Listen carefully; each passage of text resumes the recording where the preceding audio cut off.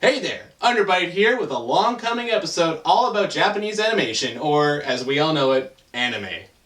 In our last season recap, we announced that no, we don't know what we're talking about when it comes to certain topics, and we asked you, the audience, to reach out. Thankfully, somebody did step up, and they wrote us this episode. So an extra big shout to Bad Roy, who researched and wrote this entire episode. Porcelain statues that turn into handsome, talking, walking cats that dress well and carry around obese sidekicks is culturally effed.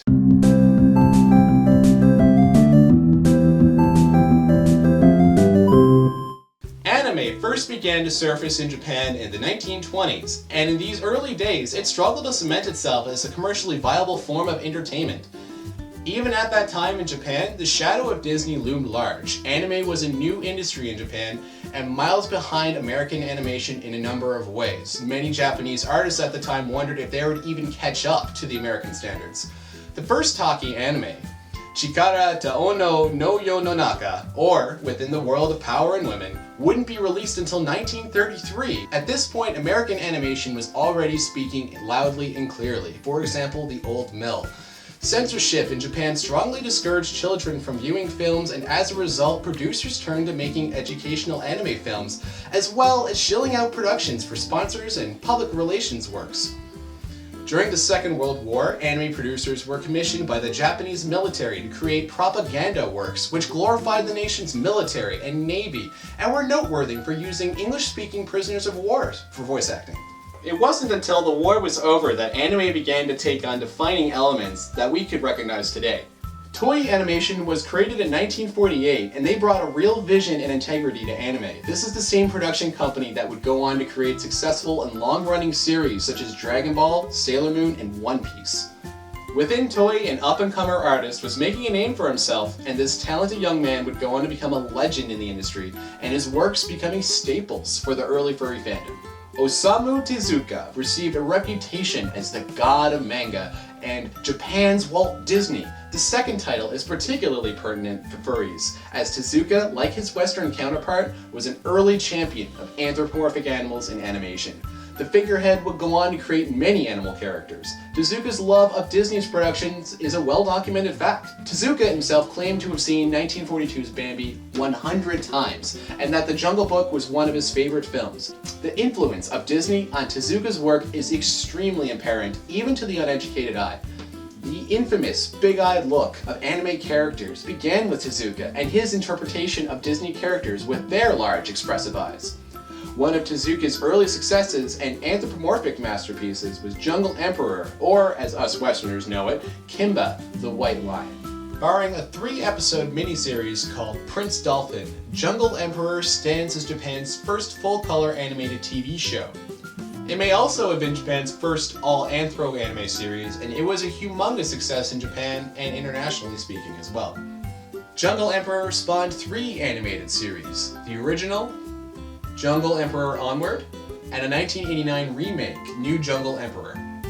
A full-length movie, Jungle Emperor Leo. All of this in addition to the original manga. Jungle Emperor may be best known to Westerners due to its infamous connection to a controversy regarding Disney's The Lion King. There are a number of scenes and shots in The Lion King which closely resembled those of Kimba. Kimba, anyways. The similarities are so glaring that there was a contingent of Japanese fans who were outraged by Disney's apparent plagiarism and who boycotted The Lion King in protest.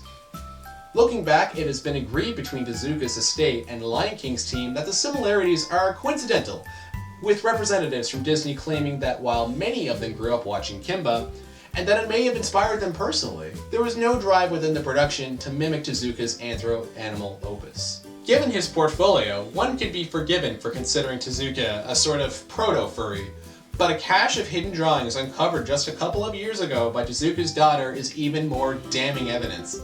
In a locked desk, there were a number of drawings found featuring a voluptuous female mouse character with a few other images depicting her transforming into a snake.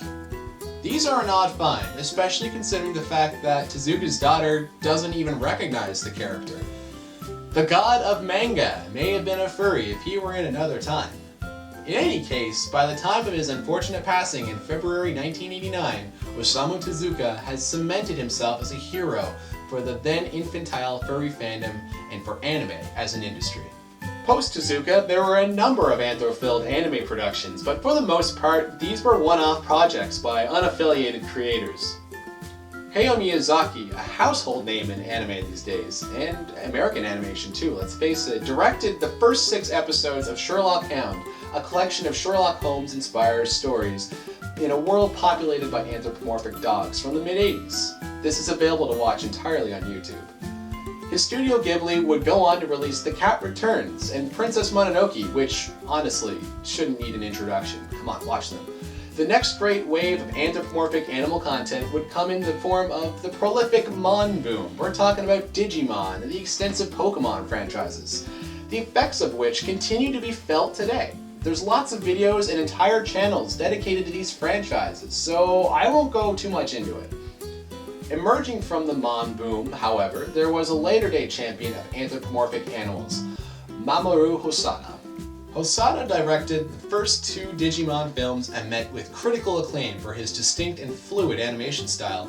Hosoda was so hot a director that he was set to helm Studio Ghibli's 2004 Howl's Moving Castle, but was let go from the project when he and the studio disagreed on the direction. In any case, Hosoda's first big success came in the form of Summer Wars, which was essentially a reimagining of Digimon. In its universe, humans run the world over and create themselves as cute, badass, even stylized digital representations of them online selves. Sounds familiar. Unable to shake a fixation with anthropomorphic animal characters, Hosoda's next film, Wolf Children, Ami and Yuki, tells the story of a mother who unknowingly falls in love with a werewolf and winds up caring alone for her 2 sometimes furry children. Hosoda went for the throat with this movie in choosing one of the most popular Persona choices to be his leads. Not that he would have known that statistic, would he? Though evidenced by Hosoda's next and most recent film, Boy and the Beast, he has found a niche for himself.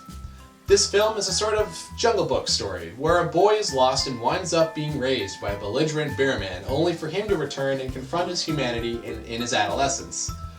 The film carries the Hosoda hallmark of family bonding. And naturally, the Beast world is teeming with anthropomorphic animal characters of all shapes and sizes.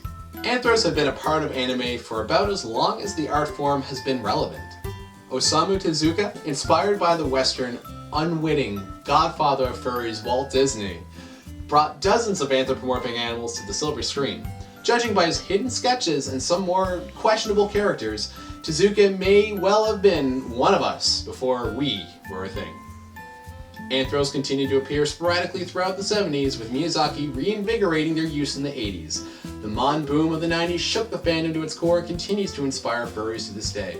Rising from this media wave, Mamoru Hosoda became the modern anime figurehead for furry characters, and judging by his consistency, there's no reason to think he will drop the aesthetic anytime soon. I have been your host, Underbite. Extra special thanks to Bad Roy for writing this episode. Check out his Tumblr right here. And as always, subscribe, and thank you for watching. Culturally After this week was brought to you by these fluffy people and by our sponsors on Patreon. If you like what we do here, the best thing you can do for us is subscribe and share with your friends. If you want to support us in a more tangible way, we have a donate button at the top of our YouTube page and also a Patreon, where patrons get cool perks like priority episode suggestion and early access to our side series all about furries and sex, called Culturally After Dark. If you have an idea for a future episode topic, you can find us online at Culturally Aft on Twitter, Tumblr, Facebook, Fur Affinity, and Weasel. I have been your host, RK, and thanks for watching.